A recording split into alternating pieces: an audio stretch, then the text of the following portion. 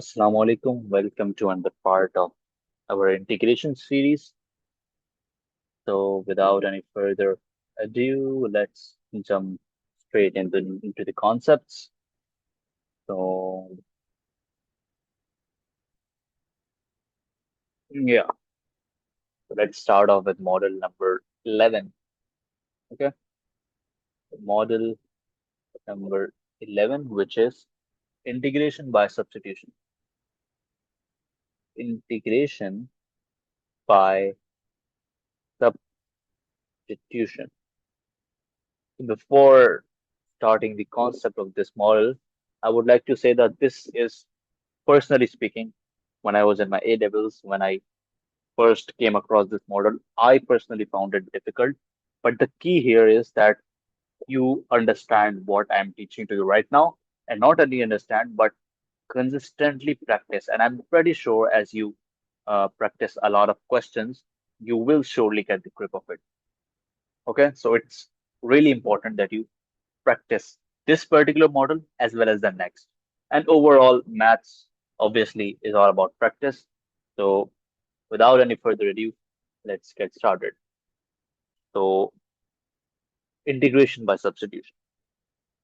When two functions, when two functions are multiplied in such a manner, are multiplied in such a manner that the differential of one function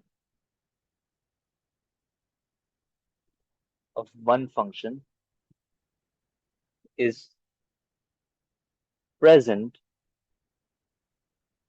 in the other function, or is the other function, or is the other function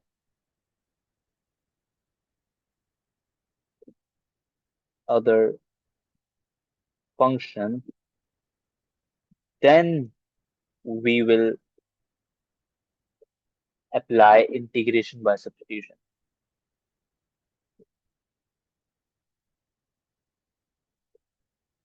By substitution. So this is a necessary condition of applying integration by substitution. So let's understand it through a question, through an example itself. But before that, I would also like to add here that after we are done with this model, there's a very important tip I would like to give you from experience at the end of this video. Okay, so when two functions are multiplied in such a manner that the differential of one function is present in the other function or is the other function, then only we apply integration by substitution. So let's say we have with us, we need to integrate this 2x e power x square dx. This is the standard way of writing any integral function, right?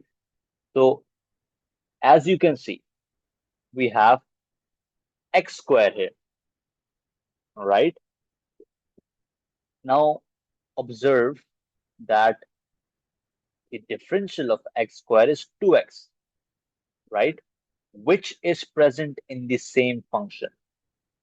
All right. What did we learn here? When two functions are multiplied in such a manner that the differential of one function is present in the other function or is the other function. So this is the case in which we will apply integration by substitution, right? We have x square and the differential is 2x. So this is absolutely the case. So now we are going to take x square as u, right? And differential du over dx would be 2x, right? 2 comes down and 2 minus 1, 2x. So this could be rewritten as du is equal to 2x dot dx, right? 2x dx and u is x square. So now we are simply going to substitute these variables here, all right? And by the way, why we are doing it? So that this particular function can be integrated. Otherwise, it's not possible, right? So this is the objective. This is why we are doing it, to make things easier for us, right? We identified a function, and we also identified that the differential is present in the same function, and that function we identified is u, and differential du over dx is 2x, which is present in the same function. So let me rewrite it like this. So for the sake of understanding, e x square 2x dx, right? We have 2x dx with us, right? Which is du, and we have x square with us, which is eu du. Now notice that this is something which can be integrated to normal exponential integration. So now what we are going to do here is just apply normal uh, exponential integration, which would be EU plus C. We'll just add plus C here, and this is what we have. Now you can also write it back like this: E x square plus C, right? We just wrote U, right?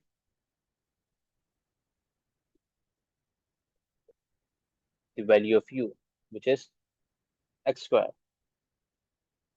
This is how it's done. I'm sure there must be a lot of confusion. Let's do a couple of more examples to make things more clear, and plus a really helpful tip I'm going to give you in the end. Okay, so let's say we have cos x e sin x dx. All right, so now please observe that now we have to first step would be to find u. All right, now notice that u in this case would be sin x. And why is that so? Because the differential of sin x is cos x, and you can see that the differential is present in the integral function, right? We have sin x, and the differential cos x is also present in the same function as per our conditions we wrote earlier to apply integration by substitution. All right, we have identified u, and cos x dx, we have du as well. Cos x dx, we have used sin x. Now simply substitute it into this function and integrate the result. All right, the cos x dx would be du. Let's use a different pen for the sake of easiness. Right. Yes. Cos x dx would be du. All right. And sin x would be e power u. All right. E power u. Now notice we will integrate it in the same manner as we did earlier. Okay. So it would be eu if we integrate this. If we integrate an exponential function, we get eu plus c. All right, eu plus c. So now this is our answer, but you also have to write sin x. Replace sin x back here instead of u. So that would be e sin x plus c. So this is how we do it. Another example to make things more clear, this time not involving the use of exponential function, but rather to other functions. All right. So let's say we have with us 2x. Let me write it again. 2x under root x square plus 1 dx.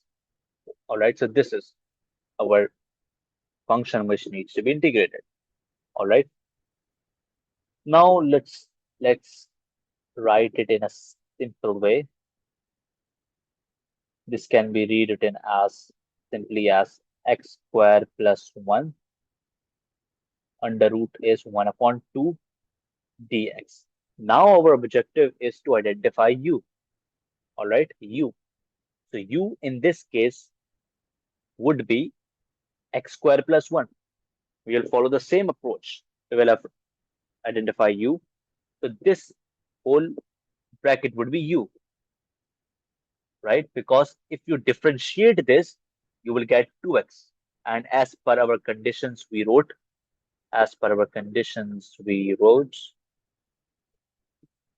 right? It says when two functions, sorry, when two functions are multiplied in such a manner that the differential of one function is present in the other function. In the cases we did earlier, the differential of one function was present in the function. But in this particular case, that or is the other function. The differential itself is the other function, as you can see. The differential itself is the other function, right? So this is the second of the two. Okay. So what we will do is that once we have identified u is equal to x square plus 1. And now if you differentiate it, you will get 2x because 1 will become 0. All right. So eventually you have 2x dot dx. This is what you have. This is du. All right. And u is equal to x square plus 1. Now simply substitute. So x square plus 1 is u to the power 1 upon 2, and 2x dx is du. Now notice that this can be integrated quite easily. All right. So now let's do this.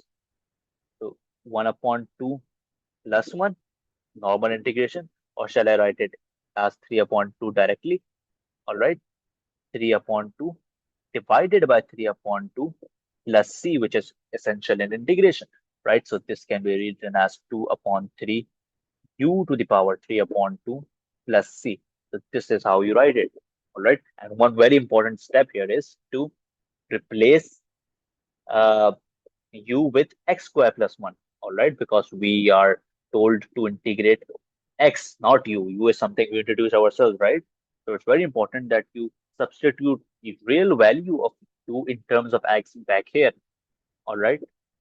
Like we did earlier, 2 upon 3 u x square plus 1, the whole thing power 3 upon 2 plus c.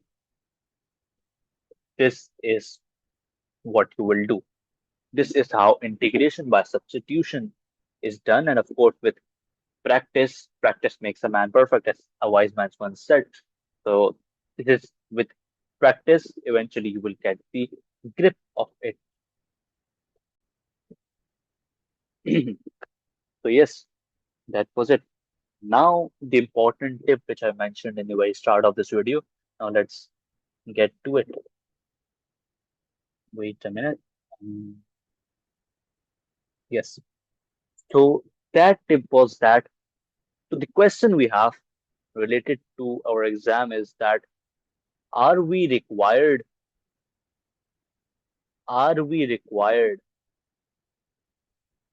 to instinctively, this is instinctively by the way, yeah, instinctively judge whether or not whether or not to apply integration by substitution. And what do I mean by this? By instinctively judging whether or not to apply integration by substitution is that, let's say uh, you have an integration question of, let's say, 9 marks. So are you required to know to apply this particular model of integration instinctively, in a sense that are you required to judge whether integration by substitution is being applied or not? That, my friend, you don't have to. And wait a minute, I will explain in a bit. Let's say you have a question, right? Let's say sec square x, and you need to integrate it. All right. So you will think of every other model except integration by substitution. Makes sense, right? You don't have to apply this model until and unless specified in the question. The question will specifically tell you to apply integration by substitution, and you don't have to apply it otherwise in a random integration.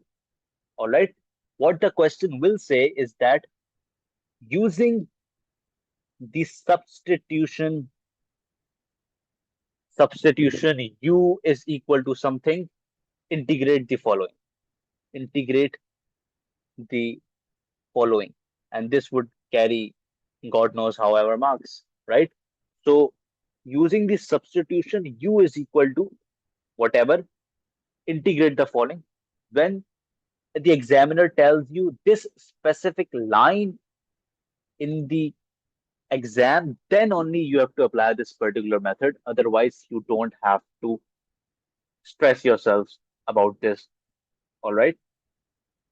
So the proof of it, this is something I am telling you from experience, from personally looking at questions and the questions of students around me. All right. So this is something which is 99% true. 99% true. However, there may be 1% room of the examiner testing it uh, directly in a random integration question, but I don't think so. And why am I saying so? Because if you check the learning outcomes of 2025 to 2026, if you check the learning outcomes, this is what the examiner says. This is what the examiner says. Using a given substitution. The examiner says use a given substitution to simplify and evaluate either a definite or an indefinite integral. It says, example, to integrate sine square x cos x using the substitution u is equal to sine x. This is this is something which the examiner would tell you in the question, right? And when it tells you this, then only you have to apply integration by substitution and not any other random time. All right. And still, I'm saying this with 99% confidence and 1% room for, you know, something surprising in my exam, in your exam. But 99% of this true, of this uh, whole thing is true. And this is proven from your learning outcomes as well. All right. 1% of the time it might not be true. All right. So you, regardless of the fact, you have to, you know, practice this as much as possible, that even the if a normal integration question tests this concept, you can easily do it.